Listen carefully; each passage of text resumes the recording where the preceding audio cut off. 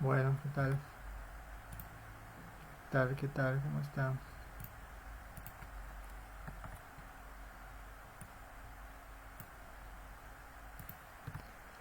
Hola, hola.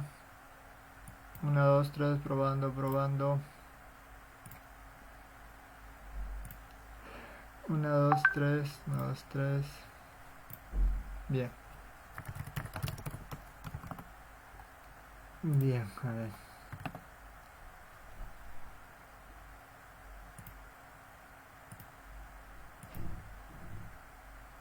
A ver.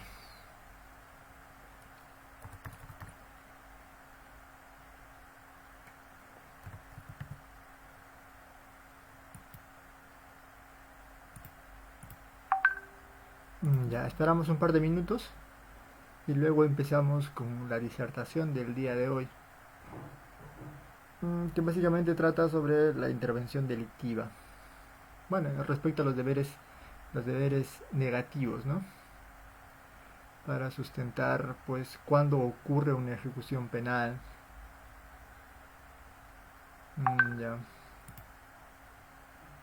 Cuando ocurre una ejecución penal.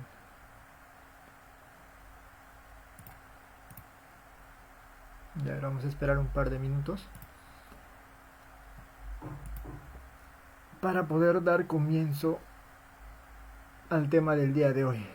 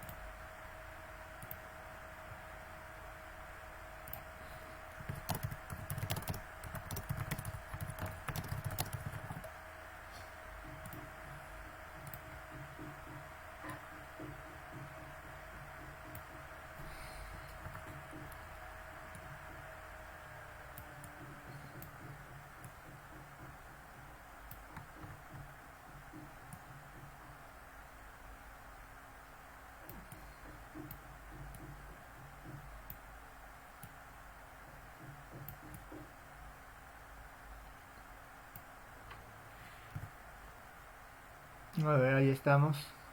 Vamos a priorizar lo que es los PPTs para que se pueda entender mejor. Ahí está. Eh, el audio está bien. Me das la señal, estimado Brian, y damos comienzo.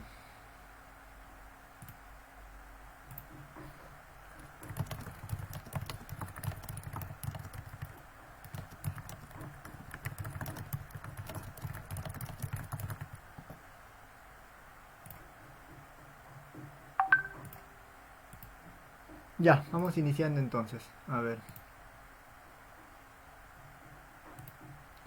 Listo, vamos iniciando.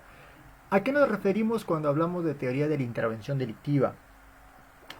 Bueno, esta teoría de la intervención pues no ha sido propuesta o no ha sido ideada en primera instancia por Gunther Jacob, sino que ha venido pues de una trascendencia evolutiva en cuanto a su estructura. Sin embargo, vamos a ver de forma al menos pormenorizada a qué se refiere intervención delictiva y no solo eso, sino los distintos tipos de autoría, porque lo que interesa aquí, lo que interesa en este momento es poder ver los distintos tipos de autoría para así llegar a la finalmente teoría de la intervención delictiva. Ahí está. Entonces podemos ver que hay dos tipos de sistemas de la autoría, ¿no es cierto? Tenemos el concepto unitario de autor, que básicamente es que toda contribución causal para la realización del delictivo es autor Urheber en alemán.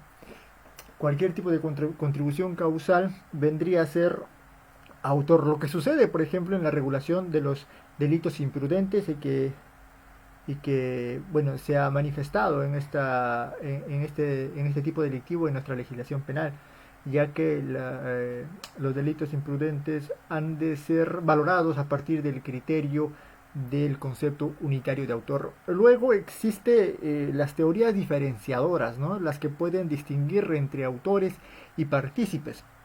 Empero esto no es una construcción netamente alemana, sino que es una construcción italiana, y que fue Boomers, o Boomers, como se pronuncia este apellido, quien lo introduce en la doctrina alemana. Quien lo introduce en la doctrina alemana, a ver, creo que me están diciendo algo por aquí.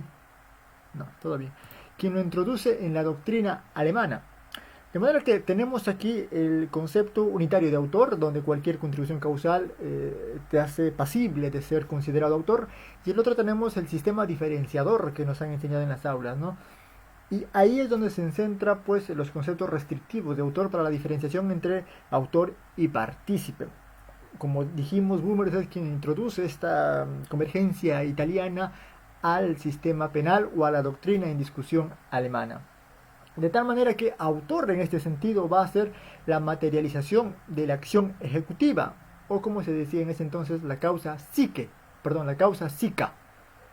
La materialización de la acción ejecutiva nos consideraba o era determinante para poder atribuir a una persona el título de autor, mientras que en el caso de la participación simplemente la acción consistía en una de apoyo a la primera. Esa nomás era la diferenciación y se la conocía como causa moralis, ¿no es cierto? Ahí se conoce, pues se dan los primeros esbozos de este principio de la accesoriedad, de que la conducta del partícipe sigue la suerte del primero, que sería el autor. Luego también tenemos la teoría objetivo-formal. ¿Y cuál es la diferencia que se presenta en la teoría objetivo-formal? Entonces, la diferencia en este punto reside en la importancia del aporte en el comportamiento descrito en el tipo penal.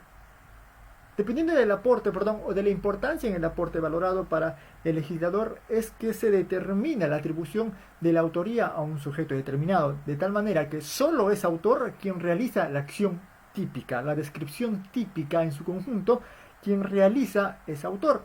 Y pues partícipe es aquel que haya tenido una contribución causal, pero que el resultado en sí haya sido obra del autor. Sin perjuicio de ello, Gunther Stratenwer dice que es posible que un comportamiento parcial de la ejecución ejecutiva tenga también asidero en esta teoría. Luego se nos presenta la teoría objetiva material. ¿Qué nos quiere decir la teoría objetiva material? Y es que la diferenciación reside en el criterio de mayor peligrosidad, esto es, de mayor peligrosidad del aporte. De mayor peligrosidad para el aporte, dependiente de que, ¿peligroso para quién? ¿Para el ordenamiento jurídico? ¿Para el bien jurídico protegido? ¿Para la vigencia? ¿Para qué? Entonces, se considera la peligrosidad del aporte siempre y cuando ésta tenga una posibilidad de realización perjudicial para el receptor del daño de la ejecución delictiva. Luego tenemos el concepto extensivo de autor. Recuérdese que estamos en las teorías diferenciadoras, en el sistema diferenciador. Luego tenemos el concepto extensivo de autor y recuérdese que estamos pasando brevemente un recorrido así veloz para llegar a la teoría de la intervención delictiva. Luego estamos en concepto extensivo de autor. ¿Qué es lo que nos dice? Entonces, autor es quien ha causado el resaltado descrito en el tipo sin la exigencia de que su contribución constituya una acción típica. En este sentido, la instigación y la complicidad simplemente son causa de restricción de la pena. De manera que autor será todo aquel que haya contribuido de forma causal al resultado. Y la diferenciación pues viene aquí en esta instancia, viene a tomarse de forma paulatinamente clara en cuanto a los distintos tipos de autoría directa, mediata y coautoría con el concepto extensivo de autor, nos decía Pérez y García Cabero. Luego por otro lado tenemos a las teorías subjetivas, que como ya el nombre alude, pues nos deja ciertas suspicacias al momento de determinar la autoría. De tal forma que en la teoría subjetivas nos dice Claude Roxin que autor es aquel que posee el animus autoris. ¿Qué quiere decir esto? Quiere decir que el autor lo realiza como propio, es decir, como querido, para mí, para mi provecho, ¿no es cierto? El autor desarrolla su conducta para la realización del hecho típico como propio. Ahí está. Mientras que el partícipe tiene un ánimo soci, es decir, que él tiene el ánimo de realizar el hecho ajeno, no propio, sino ajeno. Recuérdese que estamos en las teorías subjetivas. Luego también están las teorías de la intención, que básicamente refiere a la dirección de la voluntad del interviniente y por supuesto que un derivativo de esto es la teoría del interés, donde la diferenciación reside en el aliciente por el hecho en cada interviniente. Todo esto podemos verlo como una actividad interna, ¿cierto? Hemos visto, vamos a avanzar el PPT, los distintos tipos de autoría que se vienen convergiendo o que tuvieron discusión dentro de la doctrina penal. Ahora bien, vamos a pasar a la siguiente lámina. Y aquí vamos a este concepto que yo sé que muchos de nosotros conocemos, o al menos tenemos nociones de la teoría del dominio del hecho. Pero aquí el problema es que se le ha atribuido en una primera instancia a Claude Roxin la elaboración de la teoría del dominio del hecho. Y él no fue quien elaboró la teoría del dominio del hecho. Si bien es cierto, él tiene su propia estructura, en principio la terminología o el concepto del dominio del hecho ha venido nutriéndose a lo largo de la discusión jurídico-doctrinaria alemana. Y esto lo reconoció el mismo Claude Roxin cuando hubo una entrevista con el profesor Raúl Pariona Arana en la Universidad de Huánuco, cuando este último le preguntó de dónde saca el profesor alemán Klaus Roxin sus tan brillantes y novedosas teorías y doctrinas, a lo que el ex profesor de Múnich dijo que es simplemente la recolección y la investigación a lo largo de los años, y que encuentra él su propio criterio en esta investigación. No es que de la noche a la mañana se le ocurrió. Ha tenido un periodo de investigación, de recopilación, de información para poder elaborar su propia estructura del dominio del hecho. Ahora bien, vamos a referirnos al dominio del hecho no a toda su estructura, sino simplemente al concepto, cómo se ha venido manejando el concepto o la definición del dominio del hecho a lo largo de estos años. En 1915 fue Hegel quien fue el primero en utilizar el criterio de dominio del hecho junto al criterio de la culpabilidad. De tal manera que él dice lo siguiente: quien realiza una acción con pleno dominio del hecho ha actuado culpablemente. De esto podemos desprender dos elementos: que el autor debía ser un sujeto imputable y que el autor debía ser un sujeto culpable, y esta culpabilidad no debía de ser quebrada ni por un tercero ni por las acciones del azar o la naturaleza. Más adelante está Hernán Brons, vamos a ver en la lámina, ahí está. Más adelante está Hernán Brons, quien nos dice que la diferencia entre la autoría y participación está basada por la posibilidad del hecho inherente desde el principio del comportamiento, y que un requisito ineludible es pues el carácter doloso e imprudente. Pero aquí hay un problema. Si Hernán Brons nos dice que se trata de la posibilidad del hecho inherente desde el principio del comportamiento, entonces habría que entender cómo determinamos el dominio en esta instancia, cómo podemos diferenciar el dominio, cómo podemos entender el dominio. Bueno, Brons contesta de la siguiente manera: se materializa cuando la acción realizada es adecuada para producir resultados del género acaecido. Vuelvo a citar: se materializa cuando la acción realizada es adecuada, dice, cuando la acción realizada es adecuada para producir resultados del género acaecido. Como dice el profesor alemán Claude Roxin, solo son posibilidades. Solo son posibilidades. De manera que la instigación y la complicidad simplemente constituyen una pared imposible de romper. Más adelante aparece Weber, quien nos dice que quien realice un hecho con la voluntad de dominio propio es autor. Aquí podemos ver que tiene cierta simetría con las teorías subjetivas, ¿no es cierto? Quien realizaba el hecho como propio o el animus autoris era autor. Luego más adelante aparece Schmidt y nos dice lo siguiente: quien vincula el concepto extensivo de autor, el principio del deber y la teoría subjetiva. De manera que solo existe el autor allí donde la disposición de intención del sujeto actuante la hace aparecer como señor del hecho. Este criterio también podemos ver que es usado por Hans Belzel. Y luego está aquí Love. Particularmente los libros que no se han referido a la creación del dominio del hecho se refieren en primera instancia a Roxin, luego vuelven un poco atrás y le dan a Hans Belzel la autoría de la estructura del dominio del hecho, pero hay otros más profundos que refieren hasta Love, ¿no es cierto? Y pues se puede entender la atribución de este cierto éxito a Hans Belzel, ya que fue él quien le dio pues ¿cómo podemos decir de una manera simple? este impulso en la discusión doctrinaria. Fue Hans Belzel quien le dio el impulso en la discusión doctrinaria, pero como ya hemos visto a lo largo de esta pequeña intervención, que no ha sido cosa de su ingenio, sino que se ha nutrido a través de diferentes investigaciones previas a lo largo de la historia en la discusión alemana e incluso la italiana. Bueno, Locke nos dice que desecha el animus autoris, dice él, que no es importante que yo que no deseo realizar el hecho para mí mismo, sino aquí lo importante es el animus domini, y argumenta que lo correcto es el criterio del animus domini. ¿Y cómo debemos entender el animus domini? La capacidad de dominar el hecho. Eso es el animus domini, la capacidad de dominar no solo el hecho, sino la ejecución del hecho. La ejecución del hecho nos da el criterio del animus domini. Entonces, en esta estructura de Locke podemos ver que la autoría presenta dos elementos. Primero, uno subjetivo y otro objetivo. El subjetivo podemos decir que se realiza, o bueno, se debe entender como la voluntad de querer realizar el hecho como propio. Ahí nomás no queda la cosa, sino que ahí ha de acuñarse el elemento objetivo, y esto ha de entenderse como la materialización de dicha voluntad en el resultado. Dos elementos, subjetivos y objetivo. El primer elemento subjetivo es la voluntad de querer realizar el hecho como propio, como las teorías subjetivas, y el objetivo es la materialización de dicha voluntad en el resultado. Es decir, que el hecho se ha realizado bajo mi dominio cuando concurren estos dos elementos. En la participación, dice Locke, aquí solamente constituye la ausencia del dominio de la acción ejecutiva. Vamos a continuar con las láminas. A ver, un momento por favor.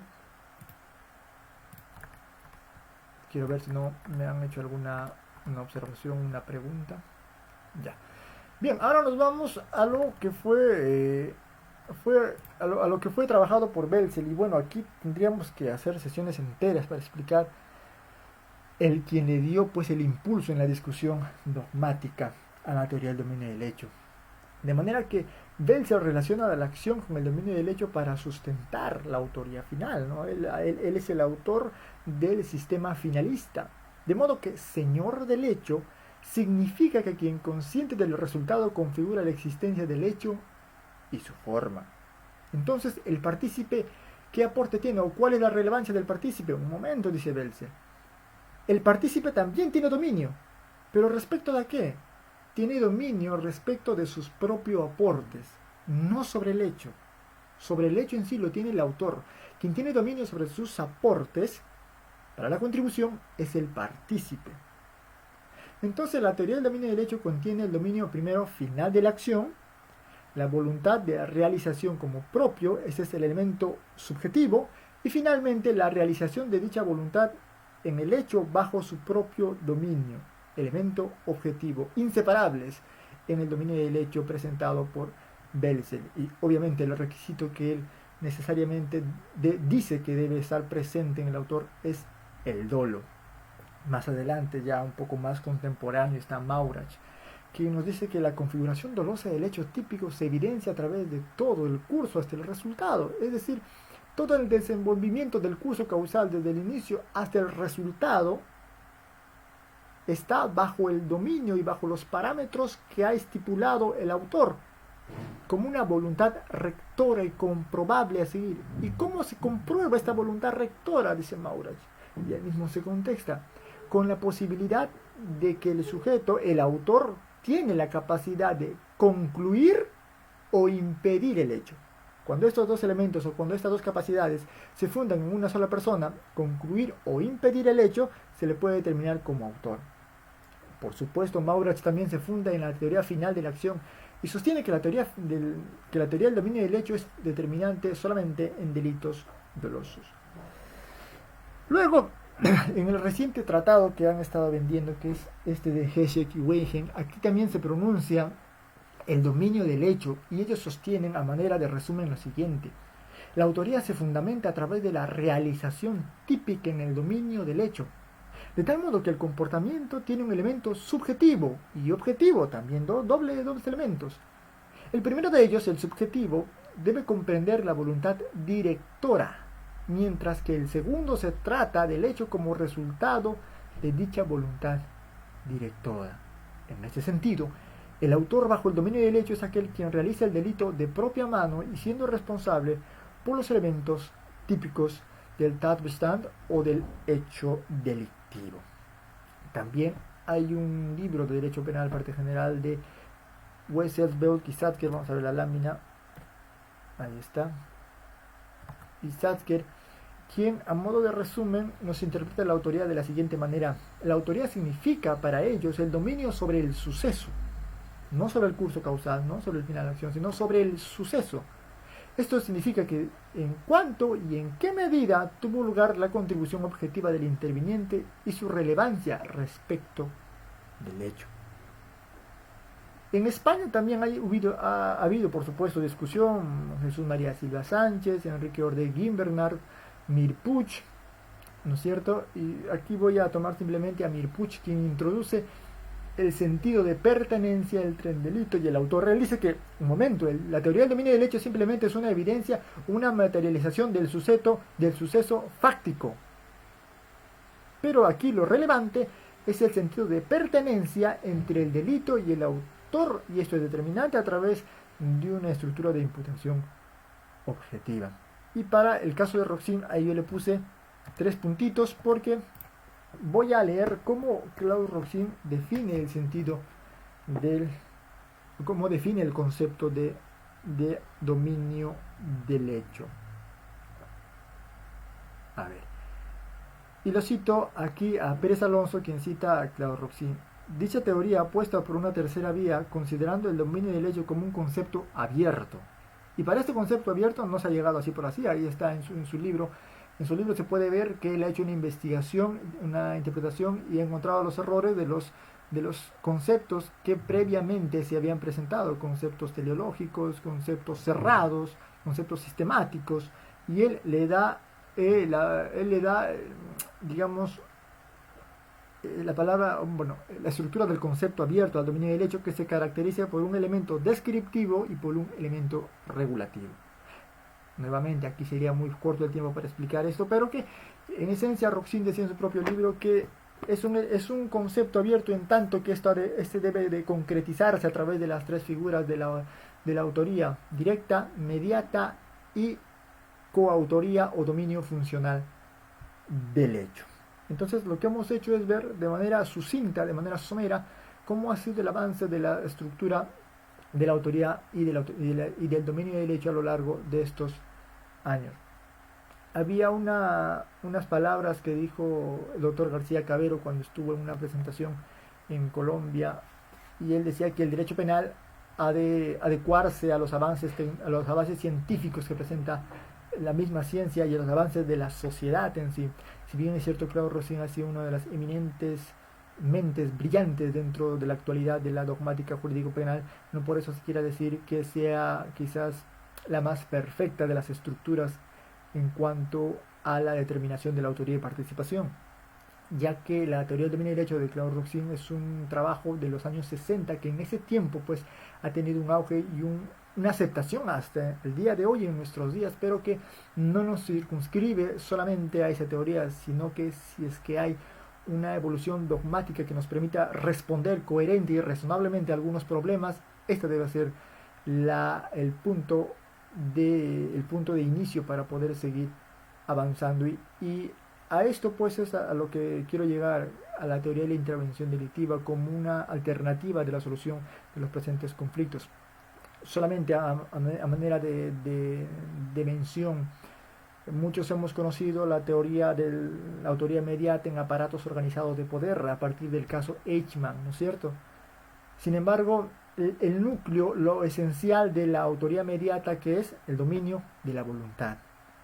Pero en aparatos organizados de poder se pierde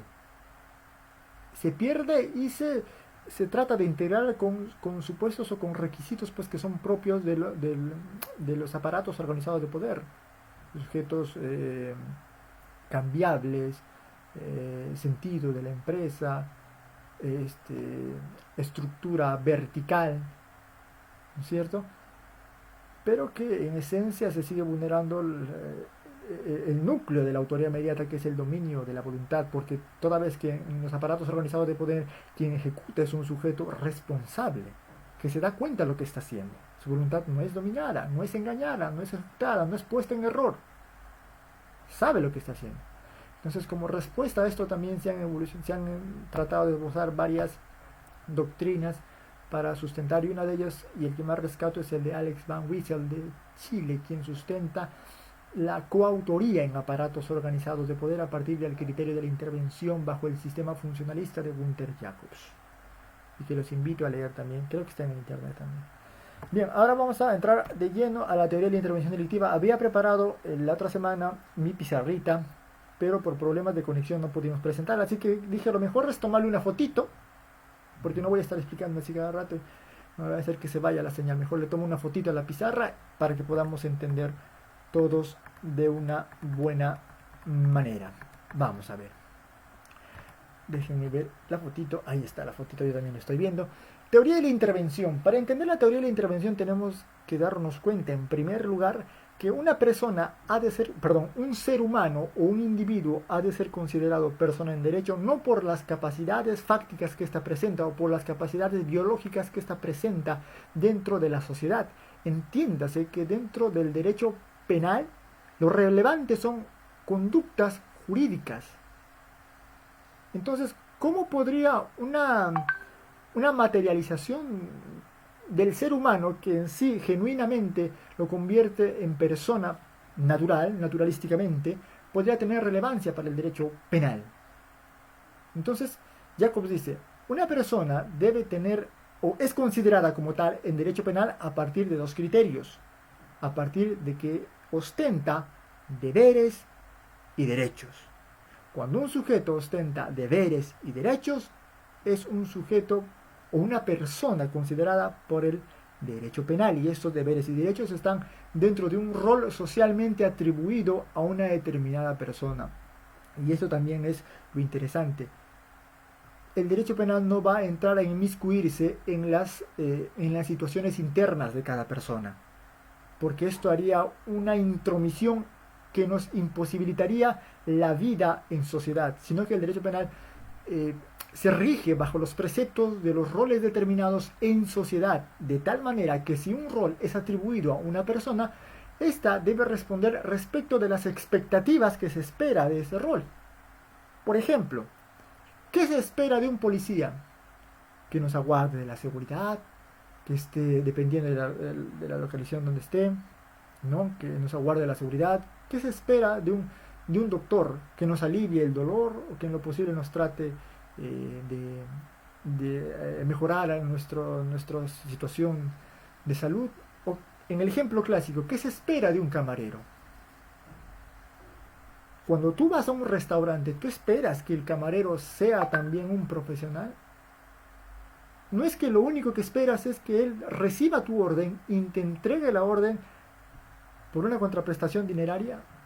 Entonces, el rol que cada uno ostenta, dependiendo en el contexto en el que se desarrolla, evidencia pues una expectativa que debemos cumplir. Eso es el ámbito de organización.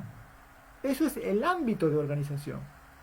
Y para el sistema funcionalista, dice Jacobs, el principio que ha de regir es el sistema del sinalagma, de libertad y responsabilidad. Libertad de poder tener la capacidad de organizarme, de autoorganizar mi esfera como yo quiera, siempre y cuando no afecte al titular de la esfera a otro titular de otra esfera.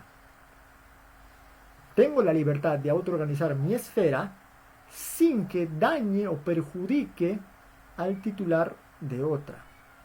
Si así fuese, recae sobre mí la responsabilidad jurídico-penal de poder responder ante lo que sea ocasionado. Entonces podemos ver ahí en la pizarrita hay una personita que tiene ahí vinculado un rol, y que este rol pues lo que nos hace es externalizar expectativas, ya que socialmente se le ha atribuido una asignación dentro de la sociedad dependiendo en el contexto en el que se desarrolla. Por ejemplo, un taxista puede ser un papá, puede tener una empresa, pero cuando usted toma el servicio de un taxi, esa persona está respondiendo simplemente como un taxista, de manera que usted solo va a esperar que esa persona te lleve a tu lugar de destino al cambio de una contraprestación, nada más. Ese es su servicio, ese es su rol. No importa si él es papá, si él tiene una empresa, él está desarrollando su conducta, su comportamiento dentro del rol de un taxista. Y solo hay que exigirse la expectativa de cumplimiento de ese rol. A ver, está sonando aquí. Ahora bien, vamos a quedarnos aquí. A ver. Entonces, hemos explicado los roles, el sin alarma de libertad, la responsabilidad. Como habíamos dicho, un sujeto es tomado como persona para el derecho penal si es que ésta tiene deberes y derechos, ¿no? Puede que sean derechos relativos. Por ejemplo, los niños de 14, 13, 15 años todavía no tienen derechos civiles electorales para poder votar. Entonces ahí hay todavía no son personas por completo, decía, que es un concepto que no comparto, pero así se decía. Bueno, de los derechos tenemos pues los derechos adquiridos y los derechos reconocidos, adquiridos en función de un contrato, de un acto administrativo, qué sé yo, de muchas maneras, y los derechos reconocidos, conocidos como los derechos fundamentales o los que positiviza el derecho penal para su protección. Ahora, en los deberes, aquí está lo interesante. Tenemos los deberes negativos y los deberes positivos. Por favor, me avisa si me estoy pasando. Los deberes negativos y los deberes positivos. Solamente vamos a hablar sobre los deberes negativos. Cuando nos referimos a deberes positivos, hacemos referencia a la atribución de parte o de una relación institucional especial que hemos recibido, sea impuesta o sea asumida. Ejemplo de deberes positivos sería, por ejemplo, el ser padre. El ser padre es una relación personalísima que no es compartida con otras personas. El ser funcionario público, etcétera, etcétera, etcétera. Es decir, en pocas palabras, la teoría de la infracción de deber recae en la concepción en la concepción de Jacob sobre los deberes positivos. Creo que ya con eso, porque mucho se está hablando sobre esto. Respecto a los deberes negativos, aquí hay un mandato principal. No socaves, no menoscabes la esfera de organización de otra persona. De manera que dentro de los deberes negativos tenemos el deber de no extender nuestra propia esfera de organización para poder perjudicar a otra. Y en el caso de que la esfera de organización esté en peligro y ésta pueda ser un fundamento o que yo me presente como garante del perjuicio de esta esfera de organización, tengo yo el deber de asegurarlo. Por ejemplo, los deberes de aseguramiento del tráfico. Los deberes de reducir si es que por mi esfera se ha producido un menoscabo relativo en la esfera de organización de otra persona, entonces se me impone el deber de poder reducir o desaparecer ese mal que se intenta avisorar en la esfera de otra persona. Ahora bien, en la concepción de Jacobs, el injusto es tenido de forma formal, y no solo él, sino en la doctrina se la ha reconocido como tal. Wessel, Booth y Satzker también reconocen al injusto solamente como la realización de la acción de la ejecución. Solo la ejecución típica es injusto. Solo la ejecución típica es injusto. Déjenme ver, está sonando. Entonces, solo la ejecución típica vendría a ser el injusto. Y eso es el injusto en sentido formal o en sentido material. Entonces, ¿cuándo se produce una intervención? Podemos ver que dentro del desarrollo de nuestra vida cotidiana muchas personas intervienen, pero ¿cuándo una intervención tiene significado delictivo? Lo importante, dice Jacobs, no es verificar las capacidades internas de una persona, sino el sentido del comportamiento, es decir, la expresión de sentido que una persona da con su comportamiento. En este sentido, el derecho penal también es un sistema de sentido, de comunicación, de tal manera aquí, ahí abajo, me parece que lo puse, voy a poner aquí, ¿ve? El derecho penal, vamos a ejemplificarlo de manera rápida. El derecho penal dice no X, que vendría a ser, por ejemplo, no matar, es decir, está prohibido matar. El tipo penal 106 dice el que mate, el que le quite la vida a otro, ¿no es cierto? Pero ese es el tipo. Pero la norma es una construcción, dice Zaffaroni, lógica, y dice Jacobs, intelectual. De manera que La norma es evidencia un sentido de comunicación para la sociedad. Y en este caso, no X, es decir, no mates a todos. Este es el sentido delictivo, no mates. Después, porque si tú matas, si X, en el futuro no X. ¿Qué será esto? ¿En el futuro desaparecerá el delito? De ninguna manera. Porque cuando ocurre una acción delictiva, cuando ocurre un tatbestand, el derecho penal no puede recuperar los bienes que ya han sido destruidos. ¿Cómo puedes recuperar un robo, que maten a alguien? No se puede, el derecho penal no recupera bienes jurídicos. De ahí que en la discusión se encuentra que el derecho penal no protege bienes jurídicos, porque el derecho penal llega tarde cuando la lesión al bien jurídico ya ha ocurrido. Lo único a lo que puede aspirar el derecho penal, dice Jacobs, es a la protección de la vigencia normativa. La vigencia normativa en el sentido de que está preceptuando la prohibición de poder socavar los bienes jurídicos. En sí la norma puede constituir bienes jurídicos, de manera que sí se puede aceptar la protección de bienes jurídicos, pero de forma mediata, no directa. Creemos que la directa es la protección de la vigencia normativa. En tanto que hay otra posición de Armin Kaufmann que también protege los bienes jurídicos, pero como en un sentido preventivo policial, de conductas a futuro de poder realizar. Bueno, me estoy yendo a otro lado. Centrémonos aquí. El derecho penal es un sistema de comunicación, así como nuestras conductas, de manera que la norma también impone sentido. Nuestra conducta, nuestro comportamiento también expresa un sentido.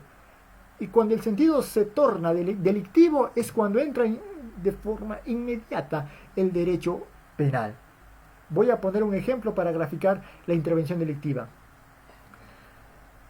En una obra de teatro, ya están, por ejemplo, están actuando, vamos a poner el sujeto X y sujeto S, están actuando en una obra. Pero si nos percatamos, también el sujeto X y la sujeta S están llevando adelante el aporte del director, del guionista, del sonidista, del luminosista, ¿no es cierto? Hay un sinnúmero de personas que intervienen a la realización de ese hecho. En la obra teatral, quienes ejecutan la obra, ¿quiénes son? Los actores. ¿Pero ellos habrán actuado solos? De ninguna manera. Hubieron intervinientes en la fase previa o en el estadio previo, quienes han hecho posible el éxito de dicha obra. Lo que hace los actores principales simplemente es ejecutar todo lo previamente configurado atrás. ¿Es así o no es así? Entonces por ahí va la intervención delictiva. En este sentido, en este ejemplo, si no existieran los guionistas, ¿cuál sería el diálogo que manifestarían los actores? No existiría. Si no existiría el luminosista, ¿de dónde saldría la luz? Si no existirían, o si no se tomara en cuenta al sonidista, esa es la palabra, si no se tomara en cuenta al sonidista, no sería posible, pues, amenizar la situación de la obra teatral, ¿no? Con música ambiental, triste, qué sé yo, con lo que se quiera hacerle entender al público. Lo mismo ocurre en el derecho penal, que una ejecución no responde únicamente al momento de la realización, sino que se debe a la prehistoria, es decir, que ha habido una configuración previa, y los que hayan intervenido en esta configuración previa responderán por el injusto que ha realizado el ejecutor.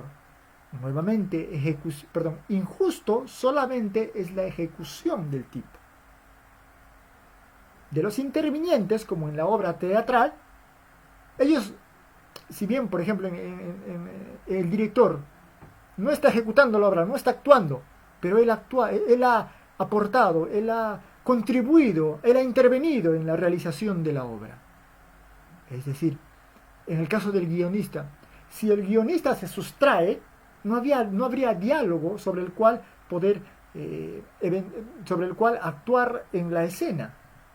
Entonces, toda situación ha sido preconfigurada. Pero ¿qué pasa cuando una persona, una sola, ha sido la que ha intervenido? Es decir, una sola ha sido la que en el estadio previo ha intervenido y que él mismo ha ejecutado la acción. Pues él en el estadio no se entienda que él es interviniente y ejecutor a la misma vez, de ninguna manera. Ahí yo puse, miren, el interviniente acaba su lapso donde empieza la ejecución. Pero toda la situación, toda la línea que está abajo, comenzando desde la tentativa, es una infracción de la norma penal. Es decir, si la norma me dice no mates, la infracción de la norma, esto es el delito en sentido formal, me dice sí es posible matar. Si el derecho penal me da el sentido de que no es posible matar y yo actúo y mato a alguien de la forma que sea, con mi comportamiento yo le estoy diciendo sí es posible matar. Porque la norma es una construcción lógica intelectual con sentido. De manera que la única forma de contradecir a la norma es con un contrasentido. Y ese contrasentido es lo que da el comportamiento delictivo. Avísame si me estoy pasando, por favor. Entonces, en la situación, en la etapa, en el estadio previo, antes de la ejecución, es posible que intervengan sujetos y que a ellos se les haga también responsables de la ejecución, del injusto. Voy a poner un ejemplo. Si el derecho penal, en nuestro Código Penal peruano, sanciona al autor, también sanciona al partícipe, pero entonces, si sanciona al autor es porque el autor está infringiendo, está cumpliendo un injusto. De manera tal que el partícipe, los cómplices e instigadores, también deben cometer un injusto. Pero si entendiéramos de esta forma, el partícipe tendría un injusto propio. Hay una teoría que dice que el partícipe se coloca en una posición accesoria al injusto del, del autor. Pero aquí hay un error. Recuérdese, injusto solamente es realización del tipo. Si decimos que el partícipe se pone en una posición accesoria al injusto, es decir, de alguna manera mete su aporte para la realización del injusto, no puede cometer injusto, porque no está realizando nada. Injusto en sentido formal es la realización típica. Entonces el partícipe no puede. Entonces, ¿cuál sería la solución? La solución sería que en el estadio previo el partícipe con su conducta ha infringido o ha cometido la infracción de incumbencia derivada de la teoría de la injerencia, de la cual no puede ser separada. Es decir, voy a poner un ejemplo, y por tal, la ejecución se le imputa también a él.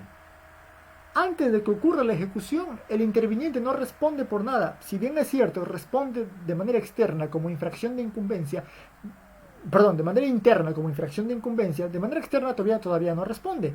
Cuando ocurre la ejecución, la intervención delictiva que él ha tenido surte efecto como fundamento de imputación para que la ejecución también se le impute a él como un injusto propio, pero por mano ajena.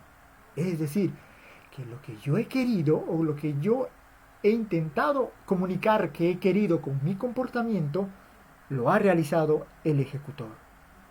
De manera que su comportamiento también lleva en sí el sentido que yo le he puesto en el estadio previo como interviniente.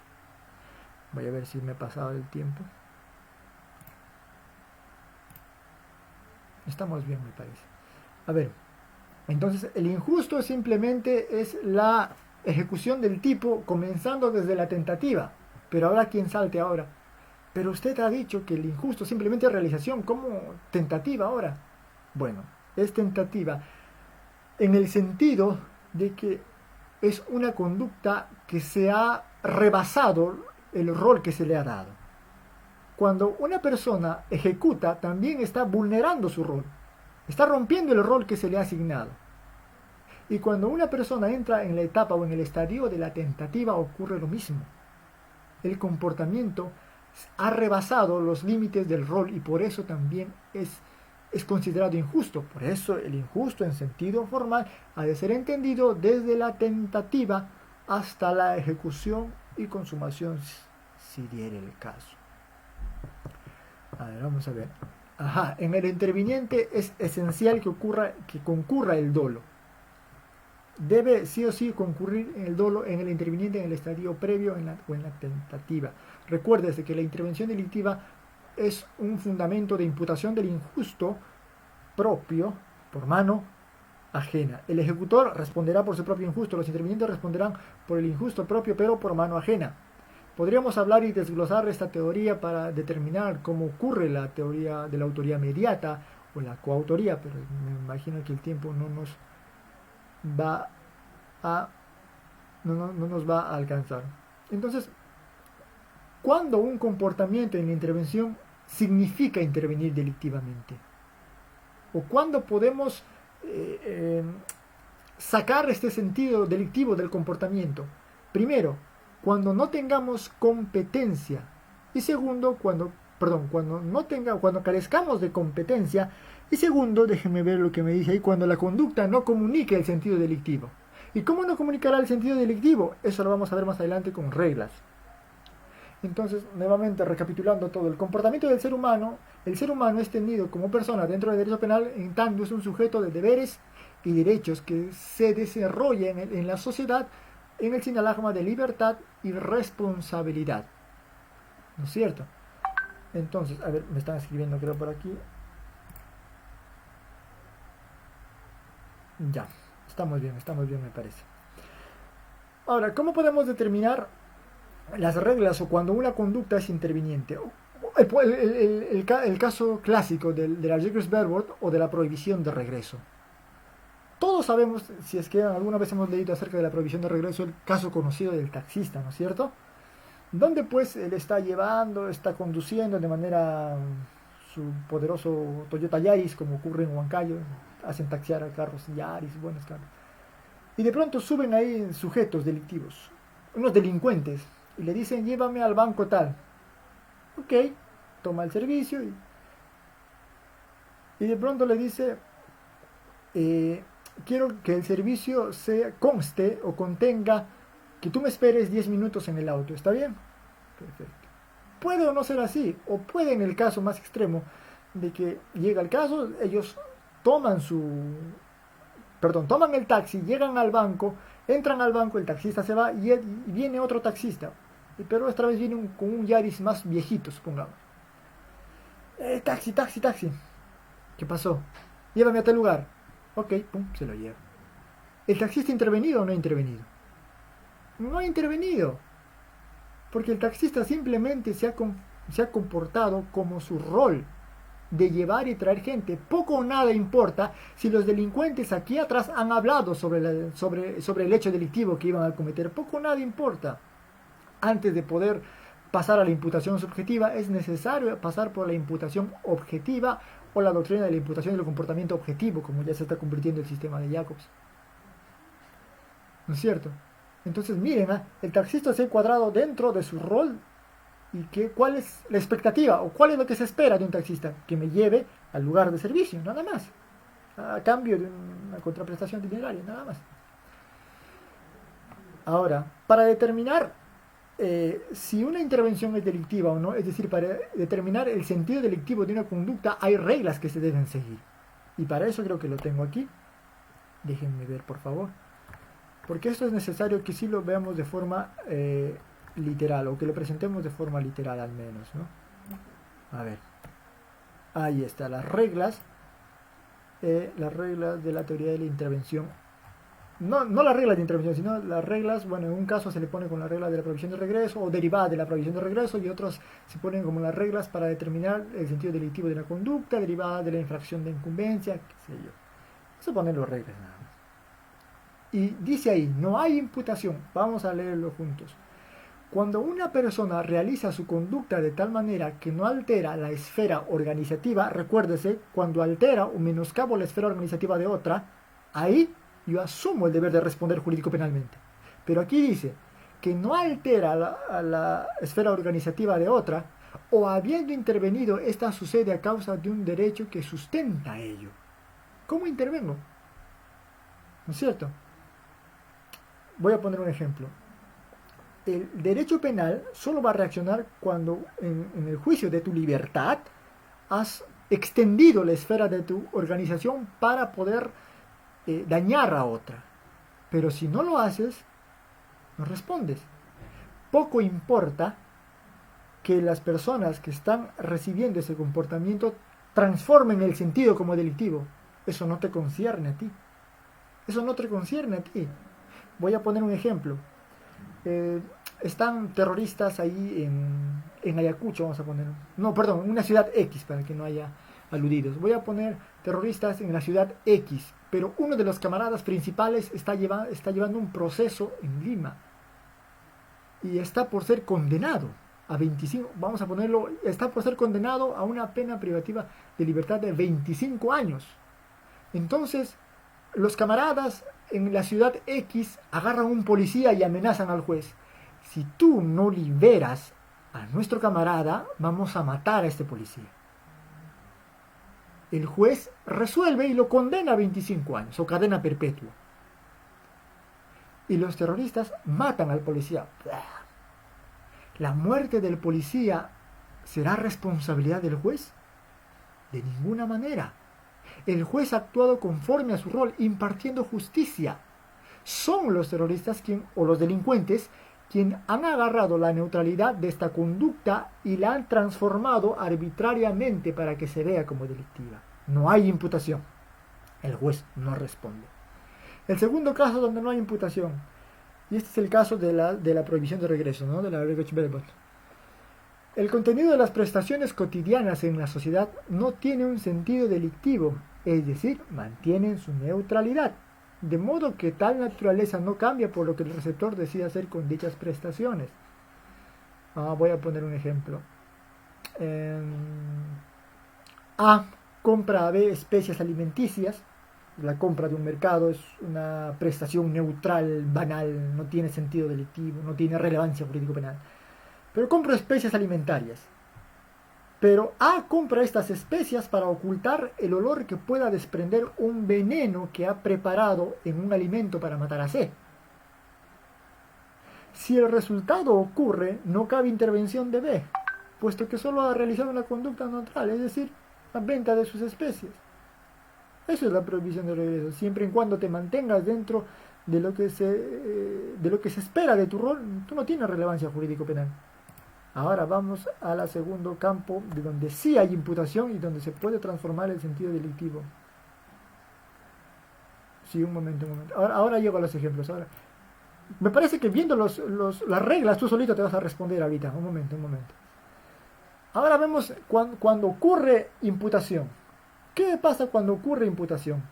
La neutralidad de una determinada prestación, lo estamos leyendo juntos, pierde tal característica si se ha desarrollado en un entorno delictivo. Puesto que la cotidianidad viene determinado por el contexto usual. Lo que les decía antes, la venta de las especies dentro de un mercado, es decir, el contexto ha contribuido al sentido inocuo, banal, neutral de ese rol. Pero, por ejemplo, ¿qué pasaría si yo presto un cuchillo a un vecino? En sí, una prestación, no pasa nada, es una conducta neutral, ¿no es cierto? No hay responsabilidad. Pero es diferente si el vecino está golpeando a su pareja y yo le alcanzo el cuchillo. ¿Intervención o no? Claro que sí. Si yo le alcanzo, un sujeto me pide, por ejemplo, un vecino Z, Aarón, préstame un combo. Ya, pum, toma. Qué sé yo para qué lo usará. Lo que después él haga con eso no me interesa. Pero diferente es cuando en la situación en la cual yo también estoy, él está golpeando a su mujer. Y me dice un combo, un cuchillo. Y yo, ya, toma, pum. ¿Ven? El contexto le ha dado sentido delictivo a la conducta que aparentemente era neutral en un principio. Segundo caso, donde sí hay imputación. Si una conducta es direccionada a la apariencia delictiva de la planificación de otro, se hace competente por la materialización de dicha planificación y por lo tanto no puede separarse de los resultados. Este es el ejemplo clásico de la intervención delictiva. Por ejemplo, quien construye un arma letal a petición de otros para cometer un hecho delictivo interviene. Estos constituyen los casos comunes de inducción y complicidad. Tercero, aquel que frecuentemente realiza prestaciones a otras personas que en sí mismas son cotidianas, pero que se convierte en una intervención si el mosaico evidencia o anuncia el curso delictivo. Un ejemplo: conocer la ubicación de un banco, el horario de apertura, el momento en el que hay poca gente, así como el conocimiento de la carretera más próxima que me aleje de los policías, constituyen pues simplemente declaraciones comunes, ¿no? Pero si todo esto lo tomamos en conjunto, nos puede revelar un mosaico delictivo, en el que se revela la intervención en la preparación de un delito que se cometerá contra el banco. El aspecto, Jacob llama el aspecto logístico del delincuente. Y dentro de la intervención también ocurre este tema de la división de trabajo, a saber, la división de trabajo separadora, que es donde se centra la prohibición de regreso separadora por segmentos, y la división de trabajo unitiva, que es decir, todos responden por el fin común. Para no extenderme mucho voy a responder las preguntas. Aún hay mucho que trabajar sobre esto, pero vamos a responder las preguntas. A ver. En el caso hipotético, el mozo que es biólogo, un cocinero le da un camarón que es venenoso para que este le sirva a un cliente. El mozo se da cuenta del camarón venenoso, pero decide servir al platón. Incurre en responsabilidad, considerando que los roles son dinámicos y no segregar como lo de Jacobs en su teoría. Gracias. Muy bien, vamos a responder. Habíamos hablado en principio de los roles comunes y especiales, ¿no es cierto? Dentro de los roles comunes se encuentran también los conocimientos comunes, que evidencian la expectativa de un comportamiento. A estos pertenecen los conocimientos casuales. Cuando usted está en un restaurante, lo único que espera del mozo es que le traiga el plato o que le tome la orden y que le traiga la orden, nada más. Pero si este mesero ha oído que hay una sustancia venenosa, por sus conocimientos de biología, él sabe que es venenoso, simplemente se limita a entregarlo, no pasa nada. Pero si él exterioriza ese conocimiento especial, evidentemente no puede separarse del resultado. ¿Por qué? Infracción de incumbencia o la teoría de la injerencia. Es cierto, los roles son dinámicos, siempre y cuando el camarero se mantenga dentro de su desarrollo neutral, cotidiano, determinado por el contexto y su comportamiento, no hay responsabilidad. Pero si éste evidencia el conocimiento de forma externa, sí se va a ser responsable. Por ejemplo, ha venido alguien, trae, ¿no? Él está por llevar un alimento y alguien pues lo mete sustancias venenosas en el plato. Pero él, miren, pero él, el plato que iba a servir con sustancias venenosas, se lo guarda y dice, no, esto voy a tenerlo aquí para cuando venga mi enemigo, que sería el novio de mi amante. Y cuando justo viene el novio del amante, este platito lo sirvo. ¿Qué he hecho? El conocimiento especial que yo tenía, que no es exigible en el rol común, pero sí lo es cuando es materializable. Lo he materializado el conocimiento especial de biología para poder adecuarla a un sentido delictivo. Entonces responde. No sé si se me pudo entender.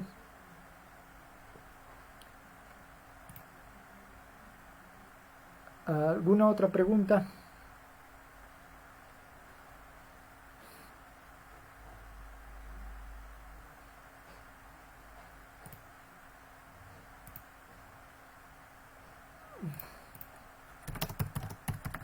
Y justamente ese caso del camarero es un caso bien tratado en los libros, ¿no?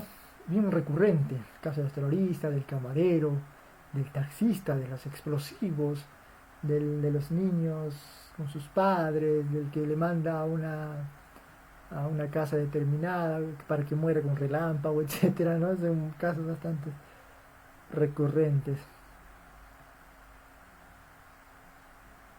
Ahora, no, el esteticismo, bueno, la visión estática que se presentó en un primer momento de Jacobs ha venido teniendo trabajos, concepciones o evoluciones, ¿no? Y por eso las 5 reglas también, me imagino que te habrán respondido, que sí, el rol pierde su neutralidad. Es posible que pierda su neutralidad. Por el contexto, por el sentido delictivo que se le otorga, por la inmiscusión de mi aporte, etcétera, ¿no? A ver, si no hay otra pregunta, me parece que eso sería todo. Brian, me das el visto bueno para cerrar. Como dije, hay varias cosas que trabajar, pero el tiempo me he excedido demasiado. Hay varias, por ejemplo, las responsabilidades, cómo, entonces, ¿qué función tendría el dominio de derecho? Van Wiesel decía, el dominio de derecho tiene una función fáctica para poder determinar cuantitativamente la intervención de una persona.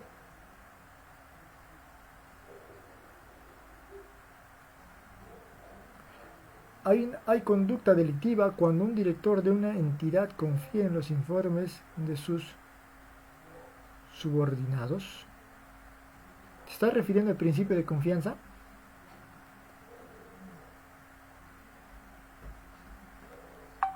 Respondemos vía la teoría de la imputación objetiva.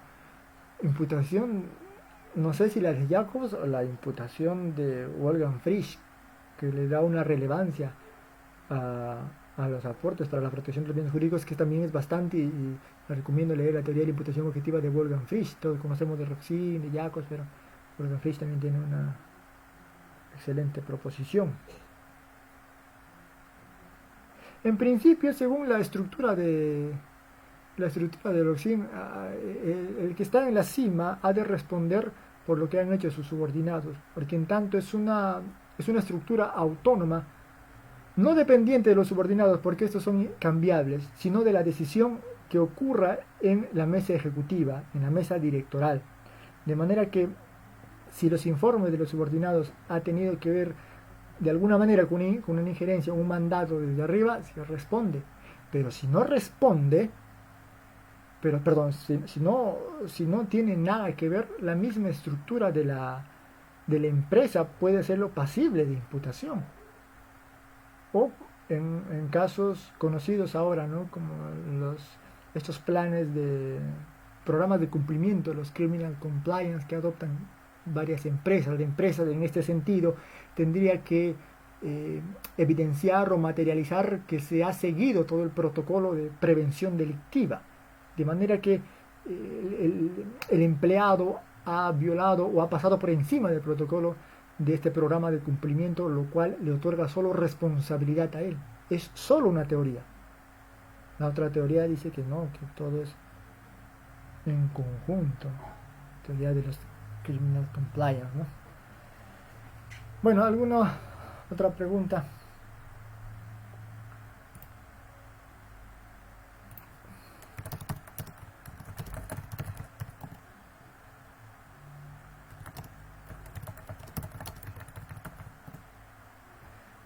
Hay una discusión bastante interesante respecto a la protección de los bienes jurídicos, ¿no? Nos han enseñado que el derecho penal protege bienes jurídicos. Hay otra concepción allá por España, hay otra concepción que presenta también Armin Kaufmann, que nos presenta la protección de los bienes jurídicos, pero no en el sentido que lo presenta Roxin, sino en un sentido preventivo policial de a futuro, que ha de relacionarse con el desenvolvimiento resocializador dentro del sistema penitenciario. Muy interesante también, y por supuesto la vigencia normativa de Jacobs, ¿no?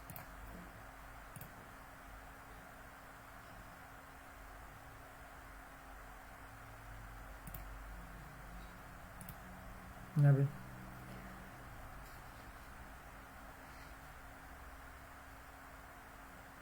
Me parece que si ya no hay más preguntas podemos ir cerrando, ¿no?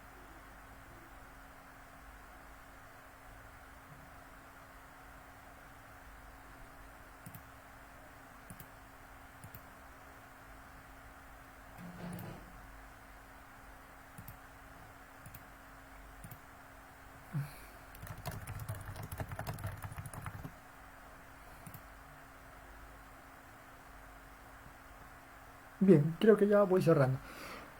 Bueno, quiero agradecer a la página de Derecho Penal Peruano, a Brian en particular, muchas gracias por la oportunidad de poder darme en este campo de disertación académica jurídica dogmática, en el cual se ha impartido de manera breve y entendible, creo yo, este precepto y esta nueva corriente que cada vez va tomando más aceptos en la doctrina penal peruana. Caro John, García Cabero, el mismo Villavicencio, Van Wiesel, son, son,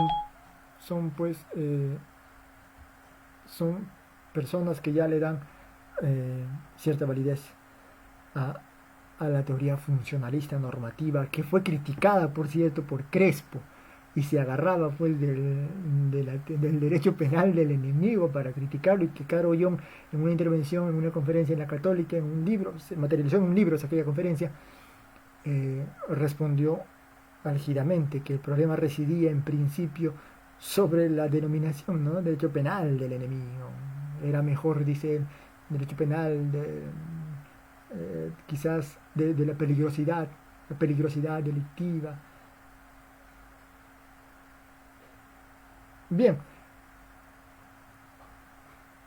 en cuanto a los cómplices de un delito de infracción del deber, para esto habría que entrar en una nueva disertación acerca de los delitos de infracción de deber. Tenemos los delitos de deber penales, es decir, una vinculación penal en el sistema de Roxin, y en el sistema de Jacob se presenta el sistema de los deberes positivos, deberes institucionalmente personalísimos, cuya infracción acarrea la responsabilidad penal. Y por otro lado también está el trabajo de Eben Schunemann, que nos presenta una nueva teoría. Si le dicen a Brian para otra sesión de los delitos de infracción de deber, yo encantado de poder hablar, porque para explicar un punto, creo yo, hay que argumentar para que se entienda este punto.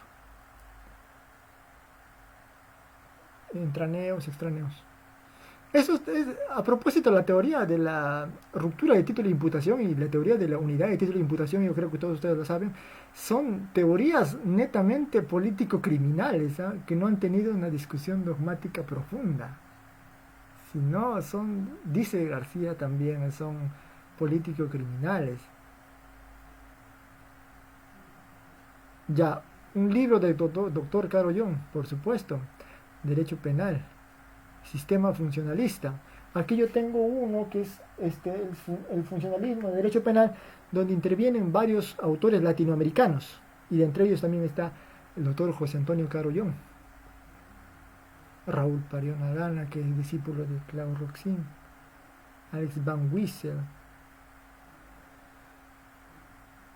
Pero miren, yo quiero compartir esto con ustedes, para, si es que no se ha entendido bien la teoría de la intervención delictiva, nos podemos comprar estos dos libritos.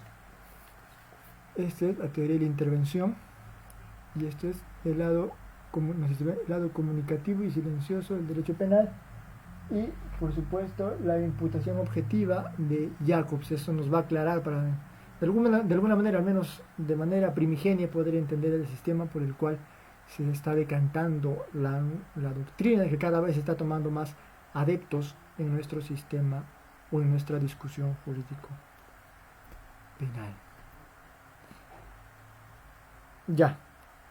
A ver, en ese caso podría caber la figura de las conductas neutrales siempre y cuando se analice la condición del sujeto.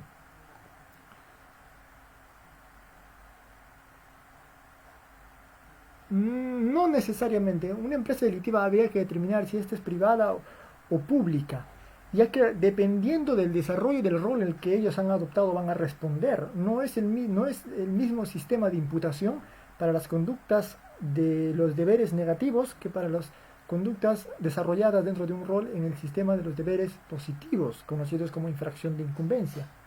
Hay que tener cuidado con esos puntos a saber. A ver, alguna otra pregunta, si no, para ya retirarme.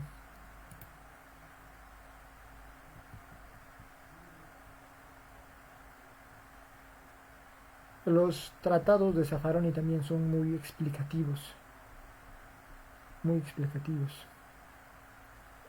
Peña Cabrera también muy explicativos, dinámicos, entendibles, digeribles, por supuesto. Me hubiese gustado hablar un poquito más de este tema, pero el tiempo está corriendo demasiado. A ver, creo que es todo, me parece que es todo.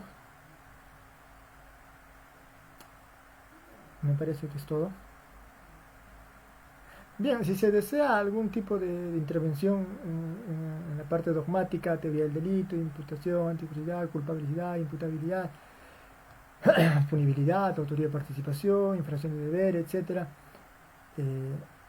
sería bueno que le hagan llegar a nuestros amigos de Derecho Penal Peruano para que podamos trabajar en una futura sesión de estos temas. Soy Jonathan Aarón Gutarra Medina, ha sido un placer acompañarlos y estar con ustedes y hablar al menos de manera breve, pequeñita, sobre la teoría de la intervención, pasando sobre la evolución del concepto de autoría, ¿no? Me despido. Que Dios los bendiga y a ver.